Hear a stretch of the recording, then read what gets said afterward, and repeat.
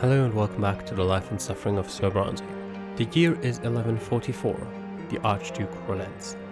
After many years, the simmering, unceasing hostilities between Overseer Gaius Tempest and Archduke Melanidas have finally come to an end. The Archduke has abandoned all attempts to collect additional taxes from the people. By my grace, I hereby release all the common people of Magra from the Archduke's tax. All hail the dynasty of Melanidas, which has protected you since the time immemorial. The farmers and merchants can finally heave a sigh of relief. Unexpectedly, the Archduke soon withdrew from all provincial affairs, sequestering himself in his ancestral castle of Serpenwerda. The gentry who remained loyal to the Archduke are baffled. Has he accepted defeat at the hands of the Overseer, or is this just an elaborate ruse? Either way, with the Archduke out of the picture, the senior gentry of Magra have lost some of their influence to the Overseer and his retinue of budding dynasties and nobles of the mantle. The feud between the two Archean rulers has ended, but the noble estate has been split nonetheless. The common people see this as yet another reason to demand change. Wealth has increased, which is good. 7th year of service. Another year of service as a judge is behind you, but you have no time to celebrate. Your days are filled with unremarkable litigation and similar-looking complaints. Again and again you see poorly written complaint forms. They claim that noble landowners are extorting money, punishing commoners for nothing, doing whatever they please. You have noticed a change in tone from pleading to desperate to quietly furious. The lowborn lot is to suffer, but how much longer can they endure? Every day, once the petty litigation has been dealt with, you return to Otton's case. Again and again. For 2 years now, you search for a way to do the unthinkable, to have an Archnian and the High Commander at that convicted for his crimes. You have not heard from Otton since your encounter at the city hall, but he likely has spies among the judges and gendarmes. Sooner or later, he will realize the true state of your progress and find a way to get rid of this case, and you, unless you are prepared to strike the first blow. But what should you do? Will you speak against Otton in public and summon him to a trial? Is there any other way to deal with the High Commander? Either way, now is not the time, and so you wait and prepare. Justice for all. As you approach the steps of the prefecture today, a line of legion soldiers wearing red cloaks bar your path. They are the personal guard of the provincial overseer. Has Gaius Tempest graced you with his august presence? You enter only after presenting your judge's signet to the guards. The common room of the prefecture is remarkably quiet and deserted. All petitioners have been chased away.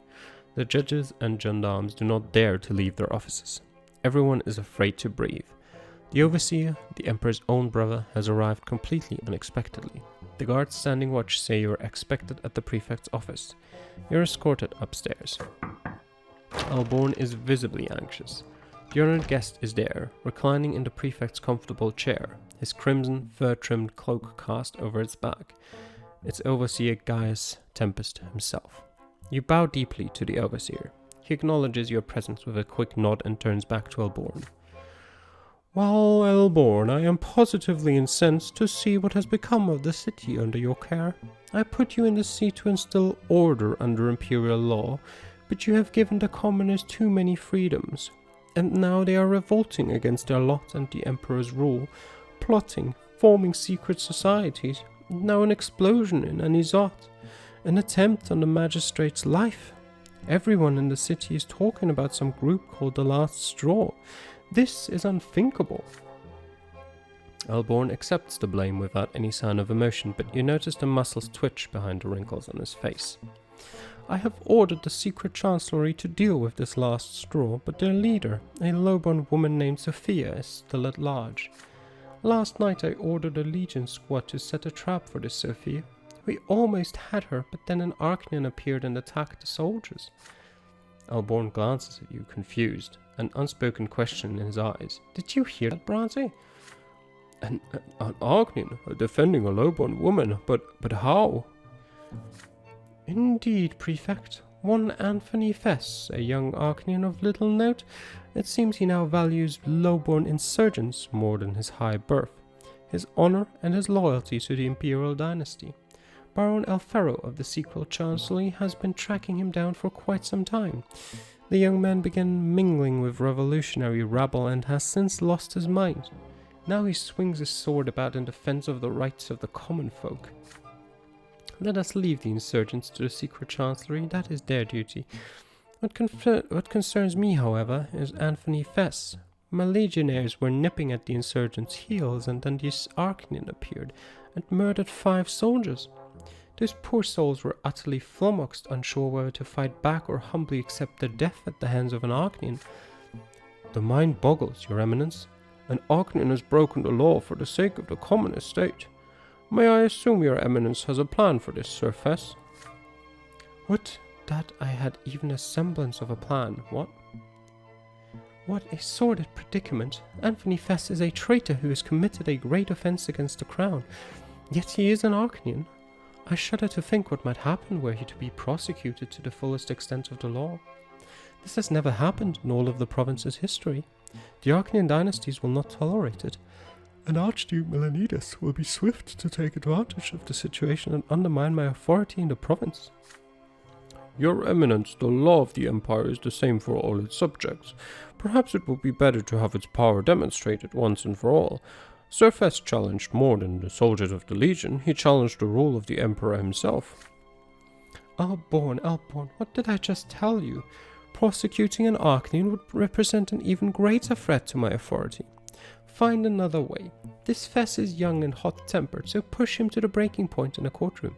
Get him to draw his sword. Let everyone see him for the dangerous traitor he is. Even for an Archnian, this would be an unforgivable transgression. Not even the Archduke would dispute a verdict against him. Gaius Tempest's gaze focuses on you. You do your best to show no emotion and remain as invisible as possible until the Overseer gives you permission to speak. Judge Brante, you are here for a reason. You will handle the prosecution. I'd rather have Sir Prefect deal with this mess of a case himself, but he's too powerful to risk if it fails. Rest assured, many nobles and Archnians will demand you set him free no matter how much evidence you have against him. The traitor Fess must be punished, but I ask you to ensure that my reputation remains untarnished. I have no intention of going down in history as the Overseer who allowed our inviolable Archnian rights to be compromised. That would be crossing the line. Prepare your case. Gaius Tempest rises from his seat in the blink of an eye and walks out, escorted by his guards. For a few seconds, utter silence fills the prefect's office. Then, at long last, Alborn feels he no longer has to restrain himself. He blames me for what is going on? Me, his most loyal human? No, I will do everything I can to have that criminal punished. Do you realize how much it will advance our cause if we can get that Archnian condemned in a court of law? This is the only way we can instill the rule of law in these lands, Brante. The Overseer insists that the trial be scheduled for tomorrow. Not exactly a lot of time to gather evidence, but sure. Anthony Fess has been located. He was found and surrounded by gendarmes on the street. However, he did not resist and gave his word of honor to stand trial. You barely have time to prepare the charges before entering the courtroom. The normally half-empty seats in the courtroom are crowded today. The highest ranks of the aristocracy and the most noble families and dynasties all focus their gaze on you as soon as you step inside. In the depths of the courtroom you notice Octavia Melanidas, surrounded by her retinue of young ladies. The Archduke's daughter watches the trial unfold with a wry, indifferent smile. You are sent to the podium. Prefect Alborn himself presides over the board of judges. The courtroom doors swing open and the defendant Anthony Fess enters, escorted by gendarmes. The young Archnian is dressed in a defiantly modest garb for his status. No embellishments, no jewelry, just a simple linen undershirt. However, he still carries a sword, as expected from a highborn noble. You read the charges as procedure demands. Sir Anthony Fess willfully caused the lesser deaths of 5 soldiers of the Legion, thereby allowing a number of the last straw insurgents to escape punishment. Murmuring fills the courtroom. The Archnian's large, dark eyes watch closely, catching every motion in the hall. Then suddenly Anthony Fess interrupts you to speak for himself. People of any sort, I was not brought here by force today. I broke the law, and I am ready and willing to be held accountable for all of you. I fought those Legion soldiers, and I killed him. Did I violate imperial law? Yes, I did. Yet does anyone even bother to count the transgressions committed by our rulers on a daily basis? Why does this law exist if no one follows it? I do not accept the law that offers no salvation from eternal tyranny for the common estate. By my birth I was given the power to rule over humans, but if suffering is all that rule brings, then I reject it. I'm ready and willing to sacrifice my very life for the sake of justice so that all citizens of the Empire will begin to respect the law. The young Archaean's words, loud and desperately audacious, spark turmoil in the courtroom. The stunned board of judges is at a loss for words. The gendarmes freeze in confusion, and the nobles are terrified. You hear their screams. "Madman, pull yourself together! You're no commoner, you're an Archaean!" The courtroom is on the verge of exploding with tension. The gendarmes try in vain to placate the audience. The board of judges looks to you. As the prosecutor, you must continue reading the charges against the defendant. The fate of the rebellious Archaean is in your hands, but do you have what it takes to make the most of this situation? We can't find him guilty because our reputation isn't high enough, and we don't have that promise. We can't provoke him because our willpower isn't high enough. We can acquit him and clear him of all charges, but what we're going to do is we're going to turn to Octavia for aid. As passions in the courtroom run high, you look around to find Octavia. Lady Milanidas returns your gaze with a calm, wry smile, elegant as ever. You take advantage of the turmoil to quickly walk over to Octavia and whisper into her ear. You politely ask the Archduke's daughter to save you from the peril of condemning an Archaean. Your entire future could be ruined by this verdict. Octavia's influence is more than sufficient to make everybody take heed. Very well, my sweet human. After all, is there any point in power if you never abuse it? Octavia rises and proceeds elegantly to the podium, her emerald green dress trailing triumphantly behind her. The courtroom immediately falls silent. Everyone pricks up their ears. Ladies and gentlemen, I must confess I've grown quite weary of this trial, but as an Archaean I feel a duty to save my kinsman from mistreatment of any sort. In the name of the Milanidas dynasty, I hereby pardon Anthony Fess on behalf of the Archduke. May he never again utter rebellious speeches or slay Legion soldiers, lest he part with his sword. The Archduke has forgiven you, Sir Fess. For now, you're all free to leave. Octavia nonchalantly returns to her seat. Flabbergasted, Elborn can only announce the end of the trial. The nobles all gasp and shout, gossiping about the deranged act of the Archduke's daughter. Anthony Fess bows stiffly to Octavia and leaves the courtroom. Do you see, Calamity? I will spare no expense for you, my human, and I have taken somewhat of a liking to this Anthony Fess. He has no qualms about defying rules of any sort. I can already imagine my father's fury when he hears of my pardon. But what is he going to do? Take me to court? Probably sometime in the future. I could imagine, yes. Your chance to set a precedent against an Archaean in court is gone. Well, we didn't have that chance anyway, because our other option was to be, to acquit him of any charges. Anthony Fess roams free now in spite of his outright call for revolt. A letter arrives almost immediately after the trial bearing the Overseer's seal. You steel yourself for the worst, but to your surprise Gaius Tempest is delighted. Splendid work, Judge Brante. I have no idea how you managed to get the Archduke's progeny involved in this case, but the rebellious young Fess is his problem now. I was right to assign a delicate matter of such importance to you. Elborn will be told to promote you as soon as possible. I need more intelligent, reliable men like you at the prefecture. And, well, our career is back at 10. Justice. Let's not talk too much about justice. Deathbed. Oh. Deafening silence fills your home. You're standing by Mother's bedside. So are Father, Gloria, and Nathan. For an entire day, Mother has been feverish, barely conscious. Gloria never leaves her side. Not even for a minute. Nathan has even stopped drinking so he can offer your sister his awkward help.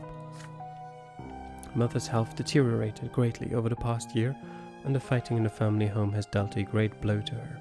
She's been bedridden for a month. You have been to every doctor and folk healer, but no one can help her. They all tell you the same thing. Lady Lydia's life is in the hands of the twins now. If she passes away, she will not come back. And so you wait by Mother's bed in sorrow, hoping that she will regain consciousness. There is a long silence that no one has the courage to break. Then at last you hear Nathan's meek voice. Mother, it's me, Nathan. Can you hear me? Mother suddenly rises on her elbows. She looks around, her eyes unseeing, beads of sweat forming on her pale forehead. My son, Where are you? Nathan takes Mother by her thin, emaciated hand. She leans closer to look at him, struggling to recognize his face. Stefan, were you playing with your younger brothers in the garden? You must be all dirty. Come here. You may not be my son, but I care for you as though you were my own. Oh, what a nice, happy family we have. A blessing from the twins. Nathan is unsure what to do or say. Father strokes his wife's hair. His eyes are two orbs of searing, indescribable pain. You're a little confused, Lydia. This is Nathan, and the children are all grown up now, remember? Mother's eyes were bright and alive just now, but the next moment they grow dim again. Her head falls weakly back onto the pillow. You're right, my husband. The children grew up, but I was never able to teach them how to live in peace with each other. I let you down, Robert. You made a mistake when you took me into your home. You saved my daughter and me from a life of poverty, and how did I repay you? Gloria cannot take it anymore. What are you saying, Mother? Don't you dare blame yourself. You did your best. You did all you could. Father looks away, unable to hold back the deluge of tears. Mother's voice, so faint now, calls out to you. And Calamity? Where is he? With great care you move close to Mother. You answer her quietly. You're here, right by her side. Calamity, I'm so happy to know you're here. I always knew greatness awaited you, ever since you were a little boy. What a shame I won't be there to see it. I couldn't save the Brante family. I will face my punishment and my final judgment. But don't worry, my dears. I'm ready to stand before the twins. Lydia Brante's voice trails off.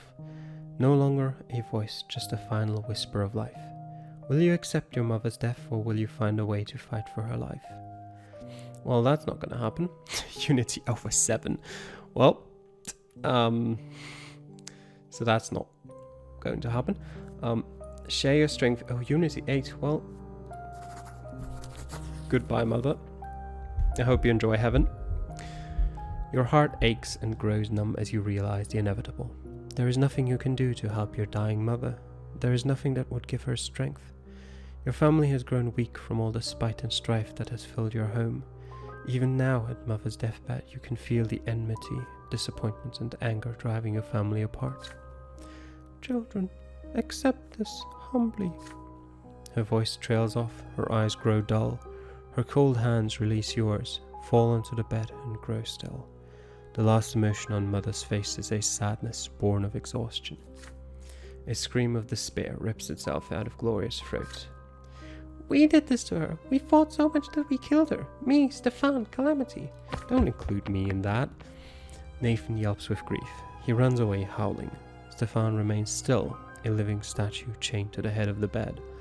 Father slowly sits and takes his late wife's hands in his. His tears flow no more. His eyes stare far into the distance, empty and bleak. Lydia. You mourn her together, but alone. You leave the house to roam the garden, empty and numb. Mother has left this world for the peak of the pillar to face the twins' judgment. She spent all her life preparing for this journey. But now her mortal life has ended. She is no longer here. Never again will she gather her family at the table. Never again will she offer a word of solace in trying times. Never again will she greet you with her quiet, humble smile. You bury your face in your hands. Lydia Brante, your mother, has left this world. Alright. Okay, I mean, the -2 there doesn't bother me, considering it was already at -1. And willpower can't go any lower than -10. Alright. I don't think we're very well prepared for what's to come, but we'll see. Transformation. It has been a long time since your last encounter with Octavia Milanidas. You have come to expect to run into her from time to time in the most unusual of circumstances, but Octavia has all but disappeared, vanished completely from Imperial High Society. Then one night you come home to find a letter bearing the heraldic serpents of the Milanidas dynasty. The handwriting is not Octavia's. This letter was penned by the Archduke himself. We, Duke Tarquinius of the Great Milanidas dynasty, salute you, Judge Calamity Brante. We have been made aware of your relationship with our daughter Octavia, but we shall leave the particulars of this relationship for another time. Lady Octavia has disappeared. It has been 1 month since she was last seen in any of our holdings within the city of Anizot. We, Archduke Melanidas, expect you, Brante, to aid us in finding our lost daughter. Tread carefully, lest you attract unwanted attention to this matter. The reputation of the Melanidas dynasty is at stake. Do not fail us, Judge Brante. The Archduke's expectation represents a direct order to find her as soon as possible. To refuse him would spell certain and immeasurable disaster. You begin looking for Octavia immediately. The building where the circle of La-Tari used to gather was abandoned long ago. You have no hope of finding any of Octavia's followers there. You decide to search the prefecture archives. You spend an entire morning going through each and every case and report concerned with ancient races and rituals of old, even indirectly. After a long search, you finally stumble upon a familiar name, Alexis Elance, a noble from an influential bloodline. You impersonated him when you infiltrated the circle of La-Tari 2 years ago. The archives say that Elance was reported multiple times to be searching for another faith, and claimed he was seeking to understand the design of the twins in his own way. You chuckle upon seeing this. The original Elance was one of the first humans ennobled by Charles Melanidas himself. The proud name of his forefather is the only thing that has saved the willful Alexis from the Inquisition pyres.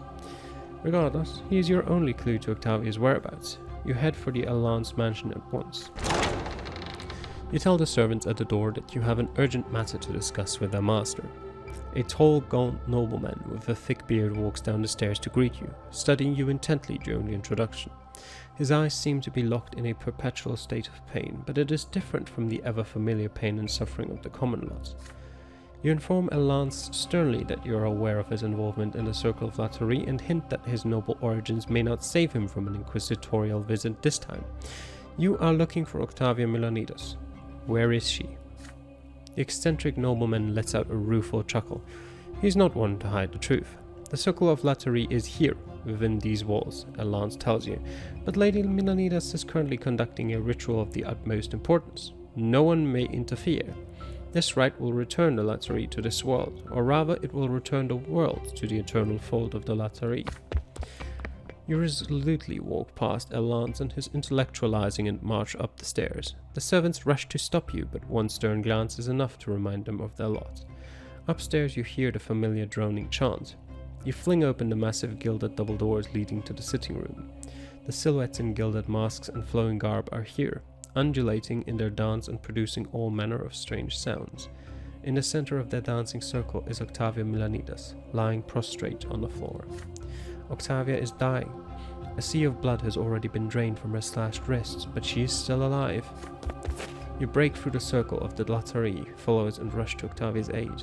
The Arcanian opens her dark eyes to look at you, the world reflected in them growing faint and dim. She wheezes a true death rattle. Octavia's body melts away your arms. Long fingers rest on your shoulder. They belong to Alexis Elance. Lady Octavia will not be reborn, he tells you. She has left her body and soul alike. She has become La-Tari. Without a word, the members of the circle slowly part and spread out around the large room. The deed is done, says Elance. Sending one of our number to commune with the La-Tari is the most we could have hoped for. Before you can compose yourself, the creature that was once Octavia flows into the room. Everyone falls silent, watching in wonder and awe. You can still recognize Octavia's features in this creature. It seems to float in the air, its body thinner, its skin now gilded and reflective in the candlelight, its eyes larger and bizarrely elongated. Octavia's followers cover the creature's delicate shoulders with a cloak and stand reverently before it.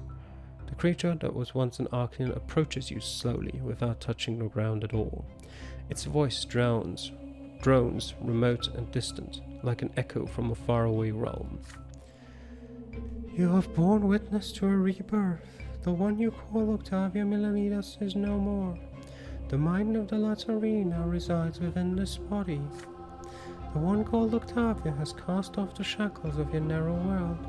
She has awakened, now free of blood-tied birth and other such burdens. She sees the world as it exists in the mind of the La-Tari. The only true world, for all the other worlds exist within it. Neither you, nor any other denizen of your illusory world, can return the one called Octavia to her cage. You must leave, human Calamity Brante. The one you seek is no more. Leave without interfering. You're sure that now transformed Octavia that you still care for her? Sure, whatever.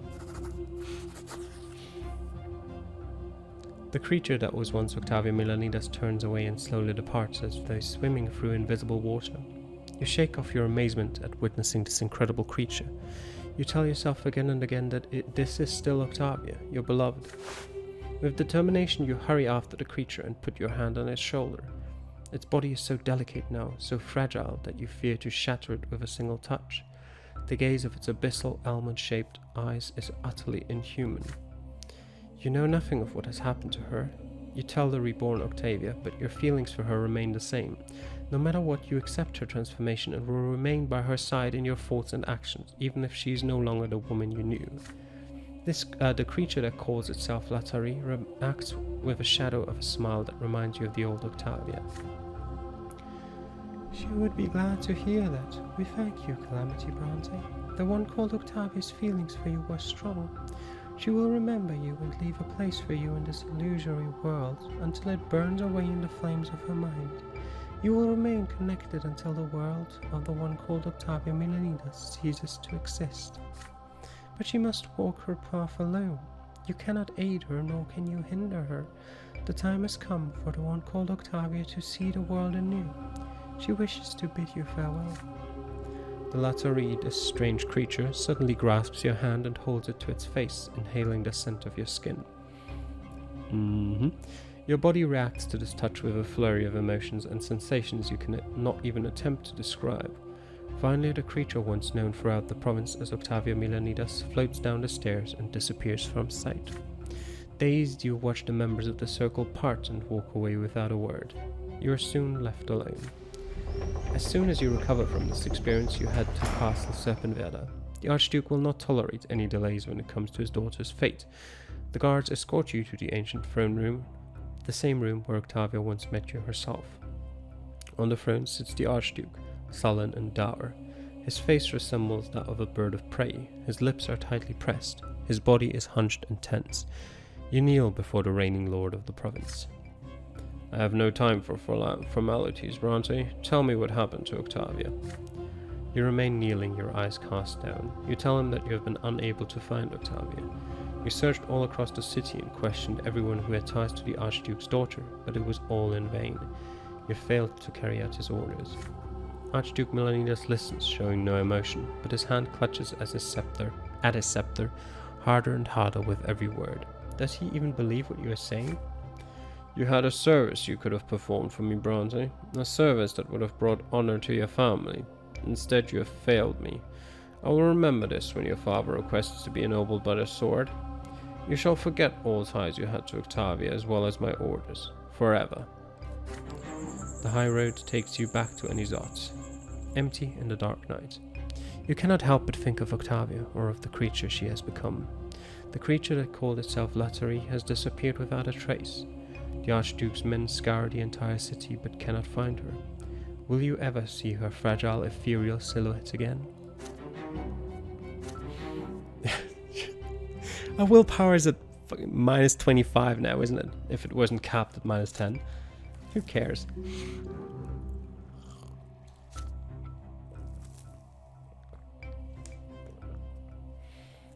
Alright. The Gilded Cage. Okay. Stefan's efforts are about to bear fruit. All the arrangements have been taken care of. All the negotiations are done. Gloria shall marry Sir José El Pelletier.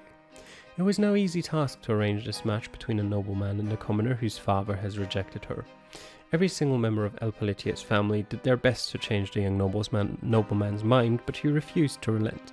Stefan did his best too. He spent an eternity convincing the groom's family that Gloria has received an excellent education and will mark Sir José a fine wife. And so the wedding day has come. The family prepares Gloria for the long journey. The wedding ceremony will be held at the church next to the El Pelletier estate. As tradition demands, no one else is allowed to attend the wedding. Gloria is completely silent today. She meekly allows the servants to change her into the coarse, humble garments her lot demands she wear before the twins, all without saying a word. Gloria, say something, I beg of you. This marriage is the best thing the Brante family can do for you. You're about to join a noble bloodline. Gloria stares back at Sir Robert, her mother's husband who never became her father. There is bitter sorrow in her gaze. I think it's more likely I'll be added to their family's opulent collection as another exhibit, but still, from the bottom of my heart, I thank you, Sir Robert. You've destroyed the last of my illusions. My fate rests in the hands of my noble masters, and it always will. Father responds with a heavy sigh, at a loss for words. You prefer not to intervene.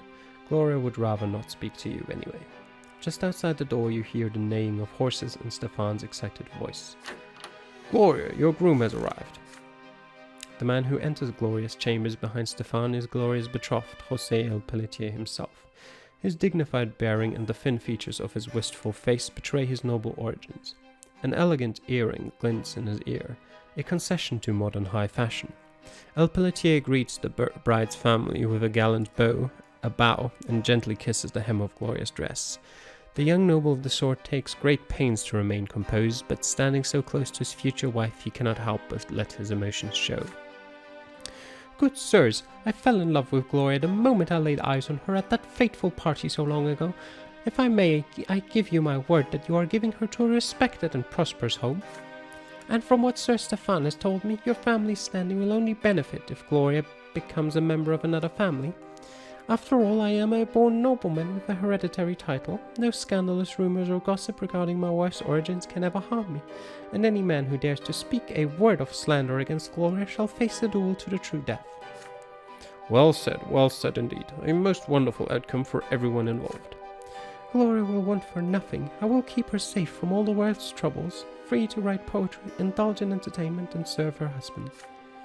The enamored noble gazes at Gloria with a tender expression. She hides her eyes behind her unkempt hair. There is a hopeless look about her. Gloria, my love, it is time. Our journey calls. The temple is ready for the ceremony. Very soon we shall announce the sacred intertwining of our destinies to the twins themselves, and then your new home and new life await. I will do as you say, Sir El Pelletier, but please allow me to say my goodbyes to the gentlemen who have given me food and shelter. To Father she gives a deep bow full of reverence. The family patriarch remains silent, but tears run down his face. Then your sister embraces Nathan, who came home gloomy and worse for wear even today. I'm sorry, I drank all night. I couldn't stop. I just can't accept that you won't be at home anymore. She ruffles her younger brother's hair and whispers something in his ear. His face brightens, if only a little. And then she bows to Stefan, a bow so impeccable it can only be interpreted as mockery. She walks past you, scornfully refusing to recognize your presence with even the slightest gesture. Farewell, Calamity. I must admit you did a fine job getting me out of the way. I hope it was worth it.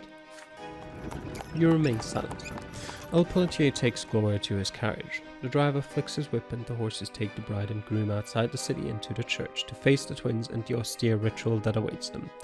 Once wed, they will head straight for the groom's estate. Gloria has left the Brante home for good. With an expression of great relief, Stefan closes the door. He sits in an armchair by the window, his hand cradling a glass of wine. At last, we've done a great deed, my brother. We've arranged for the best possible life for Gloria, and removed the last obstacle standing between us and the nobility of the sword. Now there is nothing preventing me from putting our family's affairs in order. This is my duty as heir, and most importantly, we need to put all ties to Gloria behind us. She's gone from the Brante home for good. Thank the twins in their mercy. What say you, Calamity? You won't stand in my way, will you? Surely you won't deny that our family's affairs are my responsibility. I can't maintain ties with Gloria. I can sever all ties with Gloria. I can challenge Stefan to a duel. I mean, I could, but that wouldn't go well for me, would it?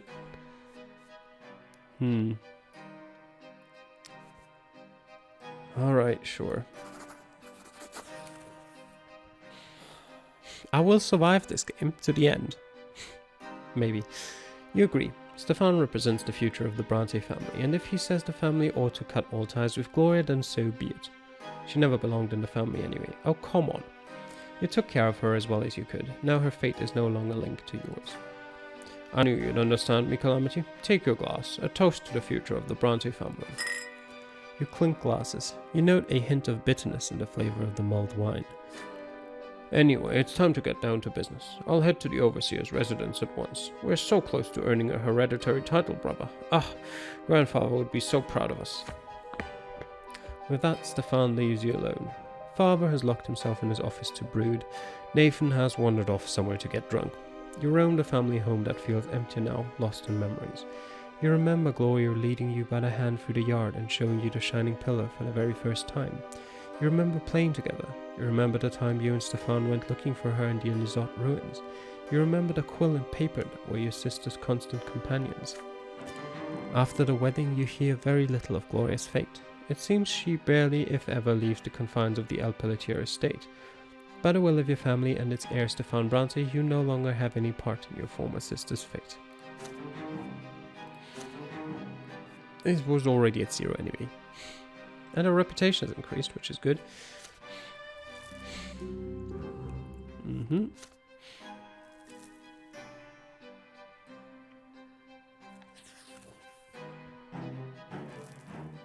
Tomas's wedding. Okay. We've met a lot of conditions. He's not been exiled, we've not severed our ties with him, and he's not dead. This is a day you remember well. It began with a loud, impatient knock at the door. You're surprised to see Tomas paying a visit to your home. There is joy in his face as your old friend shakes your hand. Brante, it's been a while since I saw you last. I just got back to the city. I visited my folks, then ran straight here. Otton finally stopped haunting me. I sure hope that whole mess is over for good. You invite your friend in, but he gestures for you to wait, a sly smile on his face. I'm in a hurry right now, but he has so much to do, so little to explain. So little time. I'll explain. I just got back from Solmina. There was this girl in the village, a shopkeeper named Mere.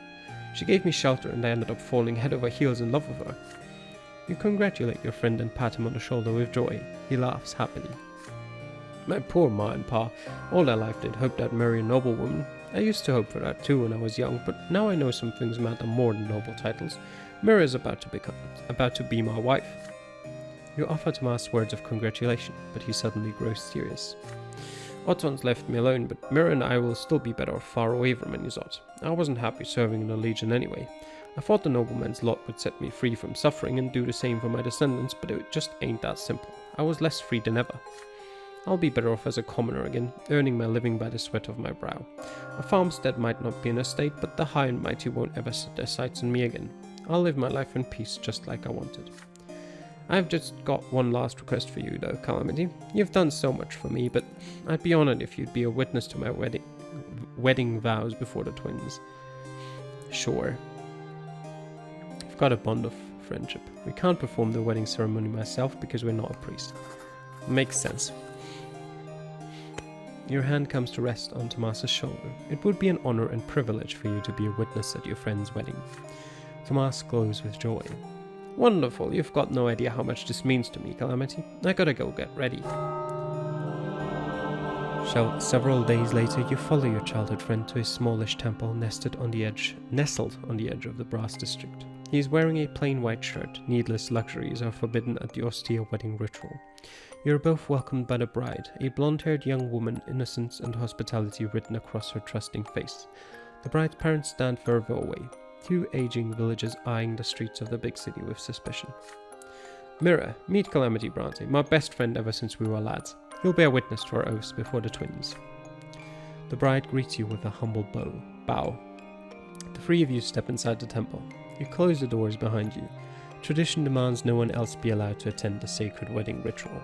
An amiable aged priest by the name of Ignatius Aventini meets you inside. Tomas and Mira kneel before the altar. O twins, elder and younger, behold these two as they kneel before you. They beseech you to join them in eternal wedlock. The candle flames dance and quiver. You hear a strange murmur in the temple. The darkness beneath the vault of the temple ceiling swirls into two colossal shades. The bride and groom raise their eyes to them, awestruck. Tomas, dost thou swear thy loyalty to this divine union? I do. The bride assents to the same query. Your turn is next. You stand over the kneeling bride and groom and speak their names as the twins watch over you. Tomas, Garo, and Mira of Solmina. One of the colossal shades leans over them, looming like a towering sword, while the other bursts in a beacon of blinding light that illuminates the temple from within. Tomas and Mira look into each other's eyes in amazement. From this moment forth they are bound to another by divine law, and divine love fills their hearts. In your sight of the twins, Tomas, Garo, and Mira of Solmina are now man and wife, as Calamity Brante bears witness. The stern, solemn ceremony has ended. It is time to celebrate. A humble but happy feast is to be held in the bride's village. As day gives way to night, you and Tomas leave the revel to enjoy a moment of quiet repose on the front porch. Your old friend looks off into the distance, hopeful. Yeah, remember how we fought in that yard over our little brothers? Look how much has happened since then. Both of you laugh as you recall the beginning of your friendship. I'll treasure the memories forever, I will, and you can be sure that my firstborn son's name will be Calamity. Tomas chuckles, pondering. You and we grew up on the same street, but look how different we turned out. You have a say in other people's fates, Brante. Your name will surely be remembered. But me, I'm still a humble nobody, and you know what? I'm okay with that. I used to be so sure a man could never start over with a clean slate, but I guess I was wrong. I'll never forget you, Calamity Brante, and I'll never forget everything you've done for me. A tear runs down your friend's cheek. For the last time, Tomas embraces you. Tomorrow he will leave Anisot forever. Will you ever meet again? Nobody knows. Tomas's new life event has happened. Yeah, I'm happy with that. We got one happy ending in the story at least. Not ours, but it's a start. Maybe you can count Octavius as a happy ending, in a way. Repentance. The last few months have been marked by a welcome absence of quarrelling at the Brante estate. Your only concern these days is the price you have had to pay for this peace. Today you come home late, wrung dry after a day of work and worry. Everyone is sound asleep.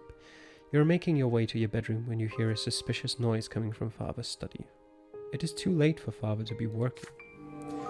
You go to the door of the study, trying to tread softly and turn the knob.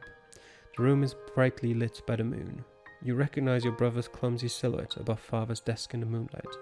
Nathan hears you come in and leaps to the side in fear. You see something glinting in his hands. Father's dagger. Oh, Calamity, it's you. Shush. I just took the dagger for a moment. Don't worry, I know holding your weapons against my lot. I don't mean anyone any harm. It's for me, actually. I have to go to the twins. Your younger brother clumsily turns the dagger around, holding it against his own body. You try to remain still. Nathan wants to take one of his own lives, but why? I'm not even sure how to say it, brother. I just can't find a place in this world. I'm always an outsider, always a waste of space. Isn't there some place for me in the twins' design? I can't stop thinking about it. I've been trying to understand them for so long. How am I supposed to live in their world? What's my place in their great plan? But I've only made things worse. I meddled with the Markian sect, defied and rejected my lot, and indulged in vice, but I found nothing there. The old faith and new faith, Father Mark's heresy, they gave me all sorts of answers, but none of them worked. There's nothing else left for me now. I've got to go see the twins myself and ask them. I know I'm an affront to their plan just because I'm alive, but I'll repent. I'll pray for their forgiveness. But the twins never forgive, you tell Nathan softly. They never have and they never will. You will be judged in the hereafter for every false step you take. Your younger brother sighs heavily. I know, Mother taught us that all of our lives, but I still have to try. There's no other way. One of my lives is too big a price if it works. I can't find any use for them anyway. See you soon, brother. Hope I'll be different when I come back. A cloud passes over the moon. Father's study glows dark, illuminated only by the shining light of the distant pillar. Nathan's body contorts awkwardly. He raises the dagger, aiming it at his own heart. I can't call Mother, for obvious reasons. I can't protect my brother because, well, None of these are true. Oh, well. We do not have a choice here. You take a step back. The life that Nathan is about to take belongs to him. He's free to do with it as he pleases. May he finally find an end to his desperate search for meaning. Nathan whispers a word of gratitude, barely audible, then a sharp exhale as he gets ready to strike. His hands guide the dagger awkwardly through the air and into his chest. The sharp tip reluctantly sinks into his flesh. A weak yelp escapes Nathan's throat. He staggers and falls, blood oozing out of the wound. Moments pass and Nathan's body dissipates as his mortal frame dissolves. He has departed to commune with the twins. What awaits him in the hereafter? You pick up Father's dagger, carefully wipe it clean and put it in a drawer of his desk where it belongs. When the skies begin to grow bright before the dawn, you go to the family crypt to welcome your brother back. Nathan is already there, lying atop the granite slab.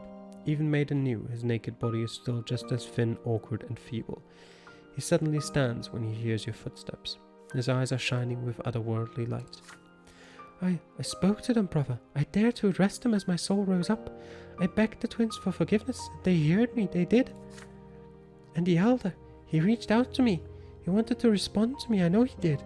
But the youngest sword stopped us. It cut the bond between us, and I fell. But I saw compassion in the elder's eyes as I fell, and he followed me. He shall descend to the lands again. He shall witness our suffering and bring his mercy, and then the world will change at last. Your younger brother shivers, almost convulsing with cold. You wrap him in a black cloak. Together you return home before sunrise. No one in your family ever learns of Nathan's lesser death.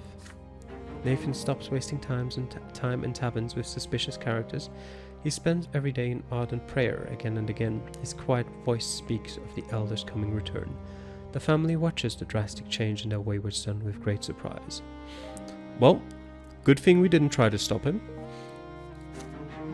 Of course. But theology increases. Alright, it's fair. I don't really think there has been a stat affecting us negatively yet if it's too high. So I'll take any stat points I can get, I guess. But that'll be it for this episode of The Life and Suffering of Sir Brante. We had some good things happen. We had Tomas's wedding. We had Nathan finding his way to God. And I bet there's a bunch of other things that I've already forgotten. But I hope you enjoyed watching it. See you guys next time. Bye.